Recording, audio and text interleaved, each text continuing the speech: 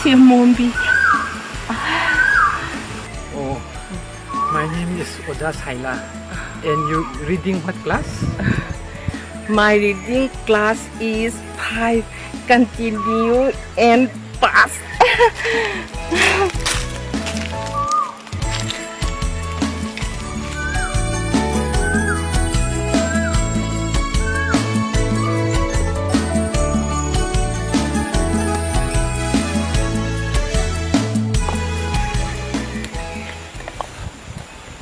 My is class 3 continue, 3 and pass.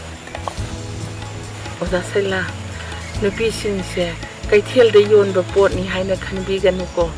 Hoida, adudi ay su khalloida. Nupi singje ko. Kejida oliga lauba yabo pot na te hai ba ko. Ai de nupi sing de yam respect taure. Ado Luna su khalle adu luna su tawgani ai de. ngang thoki ba wadi kaung na gum si ko. Kauroida kauba yadre da adu gumudi ko. Mitai chase ko. Oh.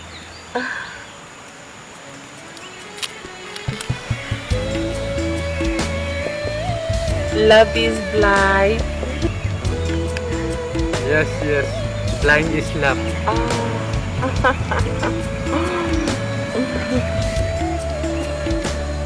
Adu ko. Angang maming dik kori thonsera ko. Mapa su phazare, mama su phazara banina. Nupa po agana phazaba. Nupi po agana phazabi. Kau tam ni kai no? Yare. Adu arigati ko. As aina nangbo hazabi mama ay batare ne. Kau tam ni kai no? Nasela.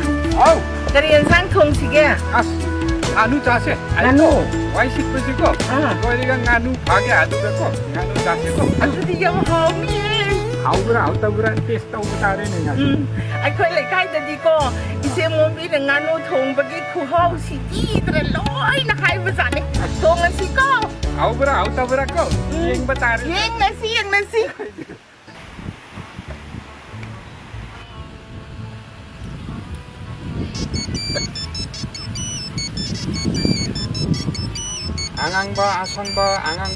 asang ba.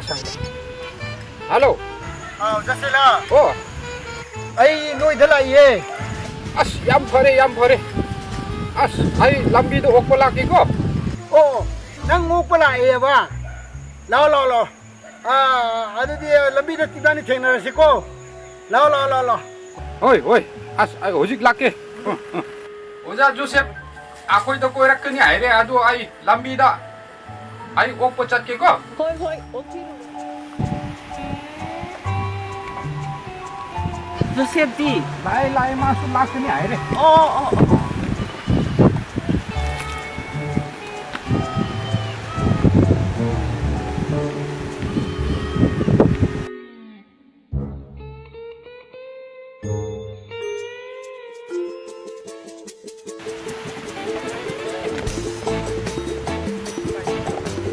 Lạc cái này hay lắm mà ba.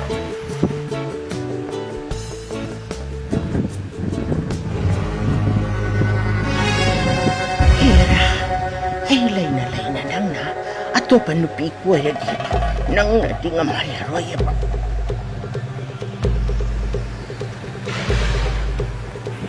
Jasila.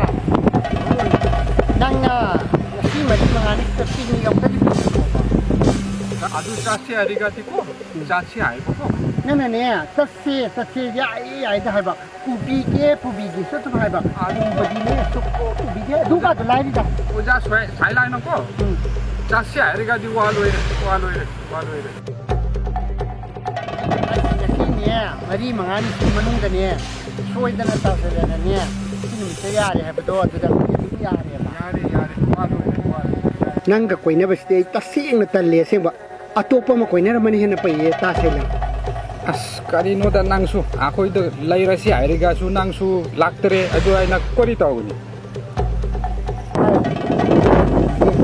Chase Ay ni che. Hadi che. Matang sa ta ba tau ra di ba. 연상 문도라니고. 아스 인상 나누시고 문도 크라와데 아주 꼬이리가고 이런 안락시고 낙동 꼬이 톡보다 박으니 너희 돌아보니고. 호이 호이 난다 락으니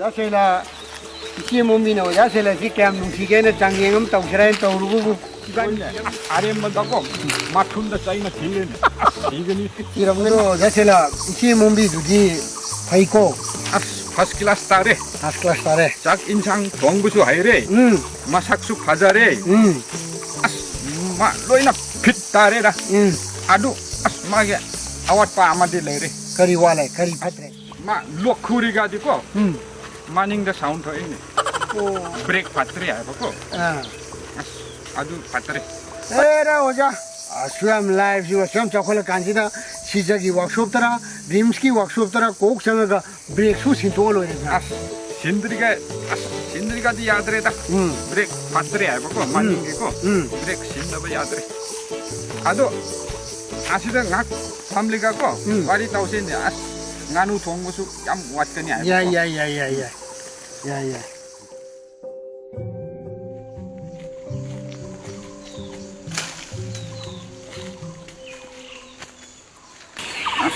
Mr. Panse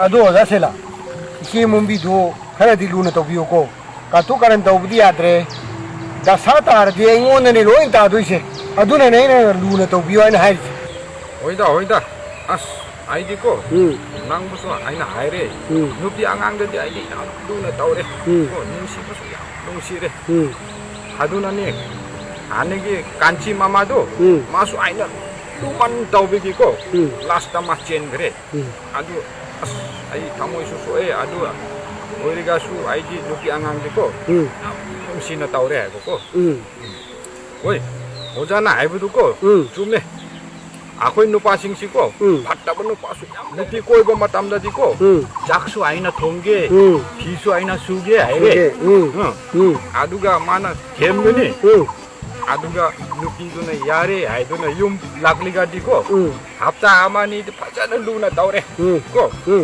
합다 아마니기 마농다디고 하잉 라버 락리가수고 치치 짤루 아이기 누피네 아이레 딸레 아두 오랜 앙앙 아니야 홈라이드 가지고 누피다 볼 까오비기 타입도고 빠트락 까오바 오래 아주 누피디고 자푸 꼽비기 타입도고 프라풍 꼽 꼽비야고 아시군만 누파수 얌 레이레다 leire oja se la yam leire adu kum banu pa do adu adha mora hai bu adu kangbu do na ayam bu to 아두가고 아코이 누파싱시고 이사기 이잣 강다보고 아스 미수 얌 레이레다 고 누피 티보다 드레스 라우비기 타입도고 누피 방치다 티바 누파수 레이레 아이기 이따오 아마 레이레 마나고 자히 망하다 누피 마리 티레 chahi manga da nupi mari thire 아스 마리 티레 nupi thiba da chok pani ni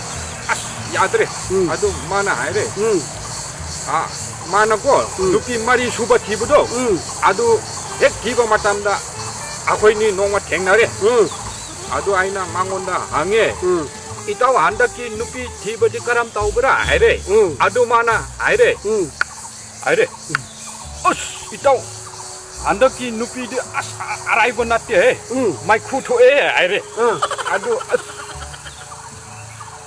아이 칼레 누피 마이 쿠토포수 라이브라니 아이나 칼레 아두가 아이나 망온다 구메 아스 이따오 낭이도 마이 쿠토에 아이리가디 아스 디젤 어이가니 아이브나 아이나 고 디젤디 마이 쿠토크네 아이브네 mani 아두 아이디 디젤디 팜드레 아이디 마이 쿠토크디 팜드레 아이브네 아이나고 아두 마디 아시나 마이 쿠토에 아시나 톡데 아이두나고 빵라우다 라우레 adu di magi nupi mai khu thoi do koila gumba diesel gumba na thau boy ramani 노이네 안두 어이가니 마기두고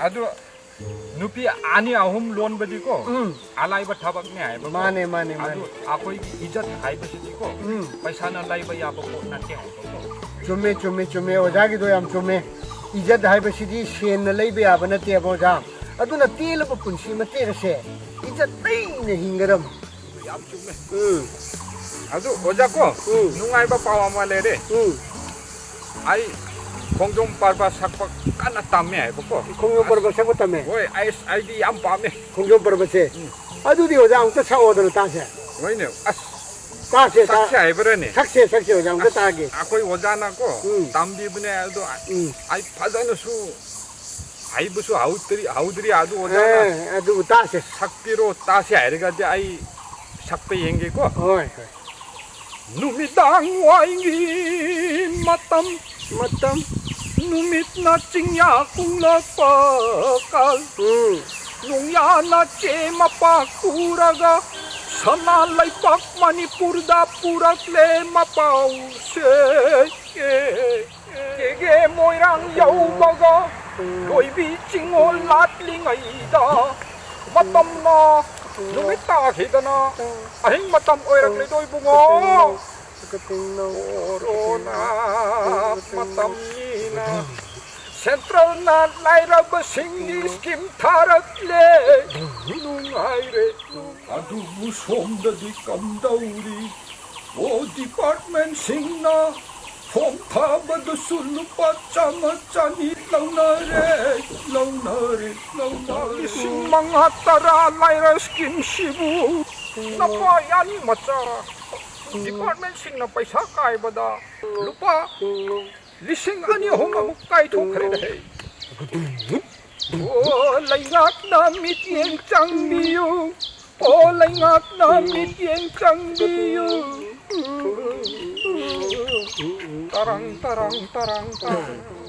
fajai oja su khongjom parba sidi fajana sai ne tambane da jikan ko oja khongjom parba hai sidi khoi gi pai pu sina fajjagar bo wari kaya sibu isai oina khongjom parba oina sa aga thambiram manin fajjagar ba jani ne se fajare adu ganu thongbusu mun loiram gani ai tase ko hoi chat lega auna chat thokse wari so dum chan jan sa se oi tawse